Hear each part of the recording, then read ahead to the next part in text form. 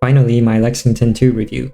Although I'll try to be specific about her own capabilities, I cannot make any claims about her best fleets or whether those fleets will beat battleship fleets, because there simply isn't any hard boss in the game to test on.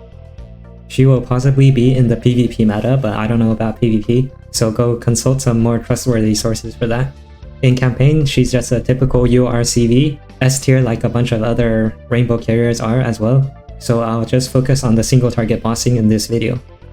Lexington 2 has a 4-second freeze when she does an airstrike, given that there's another Eagle Union main fleet ship, and there's an AA debuff on the boss.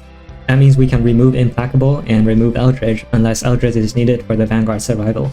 Furthermore, if there are 3 Eagle Union ships and an AA debuff, then she herself does 12% more damage. That means there must be 3 Eagle Union ships in the fleet, at least, one of which is herself, and another one of which needs to be a main fleet ship, and furthermore there needs to be an AA debuff somewhere in the fleet. She also buffs all Lexington class and Essex class damage by 10% against light armor only. Lexington class is just Saratoga and Lexington, I believe, so that's irrelevant, and she herself is Essex class, as is Essex herself. Yorktown 2 is also Essex class, so this 10% bonus is a key part of her kit. That means she's locked into a few anti-light fleets now. So in conclusion, Lexington 2 is the core of the Eagle Union anti-light fleet. You pick her first, and then you add Kearsarge or Yorktown 2, or both. Essex is also an option, but she's worse. I'll say that Eagle Union is the best carrier fleet against light, but I won't say that Lexington 2 is the best CV against light, because that's Fritz as a solo CV.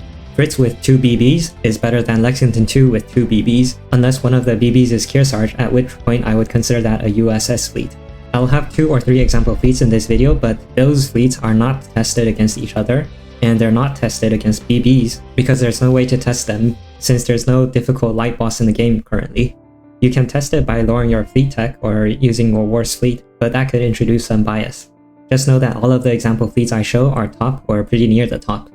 Here's her personal damage calculations. When we satisfy her conditions for 12% more damage, which is 3 Eagle Union ships and an AA debuff, then she has the highest anti-light damage or DPS of all carriers against light.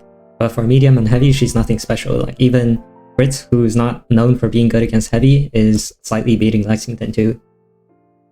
And again, this is selfish damage with no concern about fleet sinking, and with no concern that one carrier is taking both Sky Raiders from the fleet. So it may be more helpful to look at damage in 80 seconds with a 4-strike sink. This assumes that Lexington 2 is not in a fleet with Yorktown 2, because if Yorktown 2 were in the same fleet, she would speed up Lexington's reload time, which would allow Lexington to use higher damage planes while still remaining fast. So by themselves, Lexington and Yorktown need to take the VBF, the new dive bomber, to have a fast enough reload to reach 4 strikes in 80 seconds, and that gimps their damage by a lot, while Fritz can just take a double rocket Hellcat and still be fine on damage. This combined with an 8% debuff on the enemy boss makes Fritz the best solo carrier with BBs against light. Here is the first and most obvious possible fleet. We pair Lexington 2 with Yorktown 2 for the AA debuff that Yorktown 2 provides, and Yorktown 2 can take the fast 4-strike setup while pulling Lexington 2's reload ahead so that Lexington 2 can use the Sky Raider while still getting 4 strikes. For the third ship, Kearsarge or Lion will be the best. You can just take Kearsarge for faction fleet purposes. William D. Porter is an auto slot in any of these USS fleets, and then we have Aurora or Trafalgar to debuff the evasion rate of the boss. And here's an alternative anti-light fleet. This time we drop Yorktown 2 for Lion because Lion is just that good. I won't make any claims about which fleet is better, but now that we lose Yorktown 2's AA debuff, we need an AA debuff source from the Vanguard, which is Trafalgar, who's good in general anyways.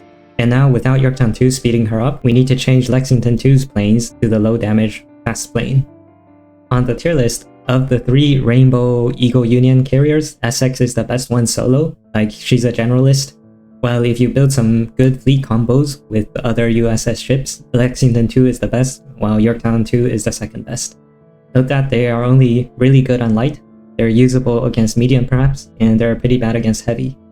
Despite needing a specific fleet to be at her best, Lexington 2 is still worth getting for new players, and indeed all players. All new URs have been worth pulling for. And in this event, Cowpens makes those builds double value. So if you're a new player with limited Rainbow Boolins, you should check this priority list. Prioritize the broken BBs like Lion, Bismarck, and Alsace.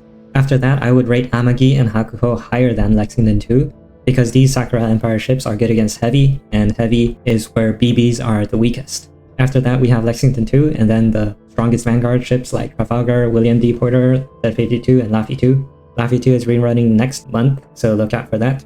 And then there's some other ships here, and then at the bottom are the permanent URs like New Jersey, Shinano. I don't know why, but a lot of nuclears are hyper-focused on New Jersey or Shinano as waifus. If you want to give up a tiny bit of account progression for that, like nobody's gonna stop you from using waifus. Just make sure to max limit break them, max limit break one ship at a time, and don't use rainbow ships unless they're max limit broken. Lexington's got decent tech at level 120, which is 2 aviation stat, and for endgame players, her worth is to be determined versus BBs, because as I said before, there's no difficult light boss to test against currently, I should say against, and any new boss could favor BBs or CVs, or even favor specific ships through any gimmick.